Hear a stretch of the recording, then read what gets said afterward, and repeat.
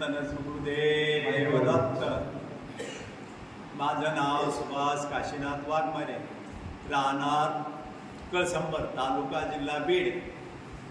माझा असा अनुभव आहे, मी खूप दारू पित होतो आणि कुणीही कुठल्याही पाहुण्याने किंवा नातेवाईकांनी कुठल्याही महाराजांनी सांगितलं तर मी ऐकू शकत नव्हतो किंवा कुठलाही समाजाला ऐकण्याचा मार्ग आपला धरत नव्हतो। कामाधंद्यात इथं आल्यापासून माझं दारू पिण्याचं सगळं काय, देवभक्ती, मलकापूरला येण्याचं किंवा घरात प्रपंचासाठी धनसंपत्ती नांदण्याचं सर्व व्यवस्थित झालं आहे। आणि जेणेकरून मी महाराजांचं घरी नेऊन आशीर्वाद घेतला।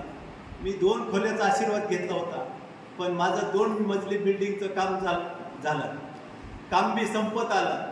माझे मुलं बाळ कामधंदे करत नव्हते, ते पण पुण्याला कामधंदे व्यवस्थित करतात। मोठ्या मुलापाशी 2 गाड्या, लहान मुलगा टाटामध्ये काम करतो। आणि उन्हाळ्यामध्ये सुद्धा एक बोर घेतलेला होता, तो कधीच चालत नव्हता, पण महाराजाचा आशीर्वाद आणि नारळ नेला तो नारळ फोडल्यापासून एवढा बोर चालतंय की त्याला उन्हाळ्यात सुद्धा पाणी कमी पडत नाही, एवढा बघा।